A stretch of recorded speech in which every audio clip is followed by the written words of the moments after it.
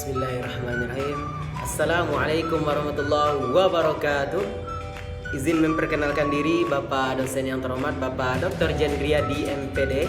Perkenalkan, nama saya Fikri Alhamdi, NIM 2014020024. Saya berasal dari Universitas Islam Negeri Imam Bonjol Padang, Fakultas Tarbiyah dan Keguruan, jurusan Pendidikan Bahasa Arab. Apa kabar teman-teman semua? Mudah-mudahan teman-teman selalu dalam lindungan Allah Subhanahu wa taala. Amin amin ya rabbal alamin. Nah, pada kesempatan yang berbahagia ini saya akan memenuhi tugas mata kuliah Bahasa Indonesia, yaitu mempresentasikan tentang tantangan serta peluang prodi pendidikan bahasa Arab. Bahasa Arab adalah bahasa yang digunakan secara aktif oleh 280 juta penduduk dunia yang sebagian besar berada di kawasan Timur Tengah dan Afrika Utara. Bahasa Arab juga menjadi bahasa ibu di hampir 25 negara dan juga telah menjadi salah satu bahasa resmi yang diakui dan dipakai dalam sidang-sidang resmi PBB. Nah, di samping itu, bahasa Arab juga tidak bisa dipisahkan dari perkembangan agama Islam, karena Islam itu sendiri pada awalnya lahir dan berkembang di tanah Arab. Seiring dengan penyebaran agama Islam ke seluruh dunia, bahasa Arab juga berkembang dan menyebar ke seluruh dunia, meskipun dengan tingkat intensitas penyebaran berbeda-beda. Nah, di Indonesia, bahasa Arab telah hadir bersama dengan kedatangan Islam itu sendiri. Nah, baiklah teman-teman, kita masuk ke pembahasan pertama, yaitu mengenai tantangan prodi pendidikan bahasa Arab. Nah, di sini ada beberapa problem dan tantangan pembelajaran bahasa Arab yang harus dihadapi, yaitu yang pertama, yaitu ada problem linguistik. Perbedaan linguistik antara bahasa Indonesia sebagai bahasa ibu dengan bahasa Arab menyebabkan kesulitan tersendiri bagi mahasiswa. Kesulitan itu terdapat dalam berbagai aspek. Nah, yang pertama, di sini ada pengucapan bunyi huruf tertentu, adanya huruf-huruf Arab tertentu yang tidak ditemukan padanannya dalam bahasa Indonesia. Nah, itu merupakan suatu problem yang harus dihadapi oleh mahasiswa prodi pendidikan bahasa Arab, sehingga wajar jika masih ada mahasiswa yang belum fasih dalam bidang makharijul huruf al-Arabiyah. Nah, yang kedua, dilihat dari perbedaan tataran morfologis. Bahasa Indonesia tidak mengenal akar kata sebagaimana dengan bahasa Arab. Dalam bahasa Indonesia hanya dikenal kata dasar yang kemudian mengalami proses morfologis seperti imbuhan, pengulangan kata menjebuk menjadi kata jadian, dan juga perubahan bentuk kata dalam bahasa Indonesia tidak sebanyak dan serumit dalam bahasa Arab yang bertumpu pada akar kata sulasi, rubai dengan pola wazan tertentu. Nah, problem lainnya adalah penggolongan kata dalam bahasa Indonesia dan bahasa Arab sering membingungkan. Jika dalam bahasa Indonesia setidaknya ada kata benda, ada kata kerja, sambung, kata bilangan, sifat, kata keterangan, kata ganti, dan lain-lain. Namun dalam bahasa Arab hanya dikenal kata benda, kata kerja, dan huruf. Meskipun sesungguhnya masih bisa dirinci lebih banyak lagi. Nah, yang ketiga, dilihat dari perbedaan tataran sintaksis. Pada tataran sintaksis, sebenarnya antara bahasa Arab dengan bahasa Indonesia memiliki banyak persamaan, namun perbedaan di antara keduanya juga lebih banyak, yaitu pada tataran frase. Bahasa Arab mendasarkan diri pada kesesuaian dalam aspek muzakkar, muannas, mufrad, musanna, jama', ma'rifah, dan nakirah. Sementara bahasa Indonesia tidak mengenal kesesuaian tersebut. Nah, yang kedua yaitu tantangannya problem kurikulum. Ada pembagiannya. Yang pertama yaitu materi ajar. Materi pembelajaran bahasa Arab yang bersifat tematik terkadang menggeser tentang hakikat pembelajaran bahasa Arab itu sendiri. Karena pembelajaran bahasa Arab pada hakikatnya adalah melatih keterampilan berbahasa, bukan hanya sekedar mengajarkan tema-tema dalam berbahasa. Nah, yang kedua yaitu metode pembelajaran. Harus diakui, di bidang metode masih banyak dosen yang belum menerapkan metode dan strategi pembelajaran yang kreatif dan memiliki aktivitas yang tinggi dan mencapai tujuan pembelajaran bahasa Arab yang maksimal. Nah, yang ketiga yaitu dilihat dari input mahasiswa. Beragamnya kemampuan awal mahasiswa dalam penggunaan bahasa Arab menjadi problem tersendiri bagi dosen bahasa Arab untuk mengajarkannya. Nah, yang keempat yaitu media pembelajaran.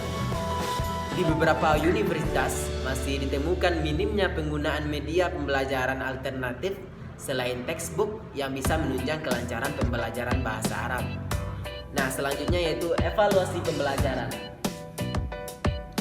Kemampuan para dosen dalam merencanakan, mengembangkan, melaksanakan, serta menindaklanjuti hasil evaluasi pembelajaran bahasa Arab juga masih minim, masih rendah. Masih sering ditemukan bentuk soal bahasa Arab yang kurang valid. Nah, itu sebagai contoh. Nah, problem selanjutnya yaitu problem sosiologis. Pembagiannya yang pertama yaitu minimnya dukungan sosial. Secara sosial, keberadaan bahasa Arab di Indonesia tampaknya kurang mendapatkan dukungan sosial dibandingkan dengan bahasa Inggris. Hal ini terbukti dari minimnya media massa seperti televisi, radio, surat kabar yang memberikan perhatian secara khusus terhadap bahasa Arab. Sementara pemutaran film berbahasa Inggris di televisi, lagu-lagu berbahasa Inggris yang diputar di radio merupakan bukti nyata dukungan sosial terhadap keberadaan bahasa Inggris. Nah, yang kedua yaitu dari segi lapangan pekerjaan. Ketidakjelasan masa depan lulusan yang menguasai bahasa Arab juga menyebabkan minat mempelajari bahasa Arab semakin berkurang. Nah, coba kita bandingkan dengan mereka yang menguasai bahasa Inggris. Mereka memiliki peluang yang lebih besar untuk mendapatkan pekerjaan yang layak, karena banyaknya perusahaan yang mensyaratkan pegawainya untuk menguasai bahasa Inggris. Dan di dunia pariwisata pun juga memberikan peluang yang besar bagi mereka yang menguasai bahasa Inggris. Sementara mereka yang menguasai bahasa Arab belum memiliki kesempatan yang luas dalam dunia pekerjaan dibandingkan mereka yang mampu berbahasa Inggris. Nah, pembahasan kedua kita yaitu tentang peluang prodi pendidikan bahasa Arab. Setiap tantangan pasti memberikan peluang dan prospek jika kita mau berusaha untuk menghadapi tantangan itu dengan berpikir positif serta usaha yang sungguh-sungguh dan diiringi oleh doa. Nah, lantas bagaimana studi bahasa Arab di masa mendatang? Bagaimana nasib para lulusannya? Mungkinkah para lulusan prodi pendidikan bahasa Arab bisa mendapatkan masa depan yang cerah? Nah, ada beberapa peluang prodi pendidikan bahasa Arab di masa depan yang dapat diraih jika para penggiat, para peminat studi bahasa Arab secara bersama-sama mau dan mampu menekuninya dan mengubah tantangan menjadi peluang. Karena kata Mahfuzat, man jadda wajada, barang siapa yang bersungguh-sungguh maka ia akan mendapatkan. Nah, di antara peluangnya yang pertama yaitu peluang untuk pengembangan bahasa Arab semakin terbuka. Karena seseorang yang menguasai bahasa Arab dapat dipastikan memiliki modal dasar untuk mendalami dan mengembangkan kajian Islam, atau setidak-tidaknya mengembangkan studi ilmu-ilmu keislaman seperti fikih, tafsir, hadis, sejarah ilmu Islam, filsafat Islam, dan sebagainya. Nah, yang kedua yaitu peluangnya menjadi seorang guru. Sebab yang mempunyai kompetensi dan kewenangan akademik dalam bidang bahasa Arab di lembaga pendidikan yang formal seperti SD atau MI, SMP atau MTS, SMA atau MA adalah lulusan pendidikan bahasa Arab itu. Nah, yang ketiga yaitu peluangnya menjadi penggiat tradisi, penelitian dan pengembangan metodologi pembelajaran bahasa Arab. Nah, hal ini perlu dilakukan agar ilmu bahasa Arab dan metodologi pembelajarannya semakin berkembang, dinamis dan maju di masa yang akan datang. Keempat, yaitu menjadi penerjemah karya bahasa Arab. Baik mengenai keilmuan dan keislaman ke dalam bahasa Indonesia ataupun sebaliknya yang diterjemahkan. Nah, profesi ini cukup menantang dan menjanjikan harapan.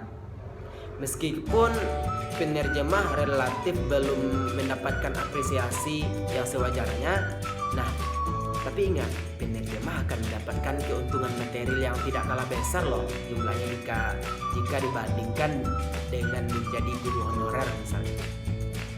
Sebagai ilustrasi, jika seorang penerjemah mampu menerjemahkan 15 lembar setiap hari, lalu dikalikan 7.000 per lembar, maka dalam satu hari seorang penerjemah mampu mendapatkan uang sebesar 140.000.